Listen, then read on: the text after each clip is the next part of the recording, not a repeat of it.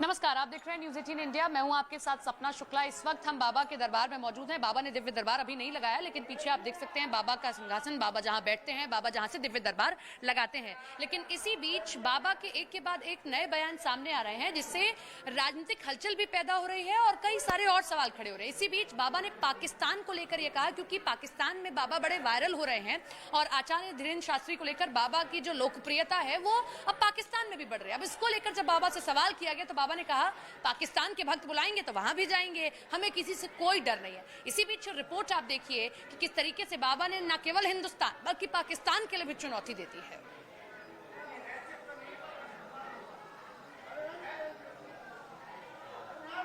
राम कथा करने पाकिस्तान की तैयारी कर रहे हैं, वो लोग हमारी तैयारी कर रहे हैं। बागेश्वर महाराज ने यह ऐलान छत्तीसगढ़ की राजधानी रायपुर में लगे अपने दरबार में किया। हमने आज एक नया नारा बनाया है भारत के इतिहास में, तुम मेरा साथ दो, हम हिंदू राष्ट्र बनाएंगे।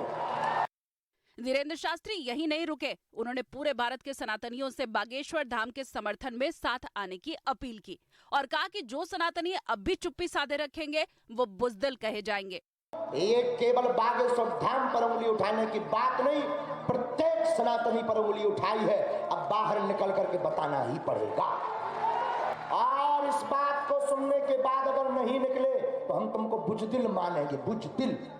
दरबार में होने वाली अचरज घटनाओं पर सवाल उठाने वाले लोगों पर निशाना साधते हुए धीरेन्द्र शास्त्री ने एक बार फिर कहा कि सांड को आंच नहीं, वो जब तक जिएंगे सनातन की बात बुलंदी से करते रहेंगे।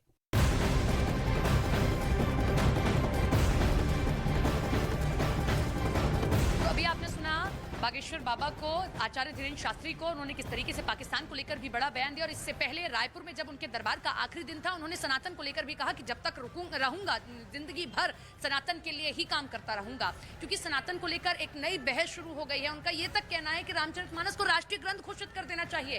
कल बाबा ने यहाँ पे एक प्रेस कॉन्फ्रेंस की और बाबा ने साफ तौर पर कहा कि जिनको लगता है अभी भी वो आए, दरबार में शामिल हो और अभी भी आकर देखिए। ब्रेन रीडर्स को लेकर सवाल खड़े हो रहे थे, उस पर भी उन्होंने जवाब दिया। लेकिन इसी बीच पाकिस्तान को लेकर उन्होंने बड़ा बयान दिया, क्योंकि पाकिस्तान में भी बाबा की लोकप्रियता बढ़ रही है। यहाँ दरबार की तस्वीर आप देख लीजिए, बाबा अभी आए नहीं हैं, लेकिन बाबा का दरबार देखने के लिए लोग पहुंचते हैं। बाबा में अपार श्रद्धा है लोगों की और वो विश्वास लोगों को यहाँ तक लिए चला आता है। न केवल भारतीय लोग बल्कि विदेशी मुल्क के भी कुछ लोग आए हैं जो यहाँ पर बैठे हुए हैं, बाबा का इंतजार कर रहे हैं कि बाबा आए। हालांकि कल बाबा ने इन्हें आशीर्वाद भी दिया, तो ये बाबा की लोकप्रियता है। और पाकिस्तान को लेकर क्योंकि बार बार लोग सवाल खड़े कर रहे थे कि पाकिस्तान जाएंगे क्या बाबा, तो बाबा ने पाकिस्तान को लेकर भी ये बयान दिया। एक बार फिर से हम आपको सुनवाते हैं कि पाकिस्तान को लेकर बाबा ने कल क्या कहा। राम कथा करने पाकिस्तान की तैयारी कर रहे हैं, वो लोग हमारी तैयारी कर रहे हैं। राम कथा करने पाकिस्तान की तैयारी कर रहे हैं, वो लोग हमारी तैयारी कर रहे हैं। तो सुना आपने, लेकिन अब कई सारे सवाल आचार्य धीरेन्द्र शास्त्री को लेकर खड़े हुए। लेकिन इसी बीच उन्होंने रामचरितमानस को लेकर कहा, इसी बीच उन्होंने ब्रेन रीडर्स को लेकर बड़ा बयान दे दिया कि सांड को आंच की जरूरत क्या है। आप अगर कहते हैं, वो तो सामने खड़े व्यक्ति का दिमाग पढ़ते हैं। मैं भीड़ में से कहता हूं किसी को भी ले आइए और मैं उसके बारे में आपको बताऊंगा। और वो ये भी कहते हैं कि ये चमत्कार मैं नहीं कर रहा, ये चमत्कार बालाजी कराते हैं। लेकिन यहाँ आने के बाद आपको दिखाई देगा, ये देखिए किस तरीके से अभी बाबा आए नहीं हैं, लेकिन लोग बावजूद इसके उनका इंतजार कर रहे हैं।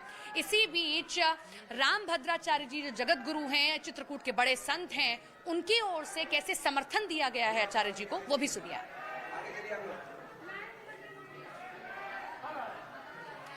तो रामभद्राचार्य जी से भी जब कल सवाल पूछा गया, क्योंकि वो भोपाल में मौजूद थे, उनकी ओर से कहा गया कि कुछ लोगों को सनातन से दिक्कत हो सकती है, शायद इसीलिए वो आचार्य धीरेन्द्र शास्त्री का विरोध कर रहे हैं। लेकिन मैं उनके पक्ष में खड़ा हूं। वो राम का नाम बुलंद कर रहे हैं, राम का काम कर रहे हैं, और इसमें किसी को कुछ दिक्कत है तो वो कौन है जिन्हें सनातन से दिक्कत हो सकती है। लेकिन मैं ये कहता हूं कि वो मेरे शिष्य हैं, इसमें कोई किसी को परेशानी नहीं होनी चाहिए।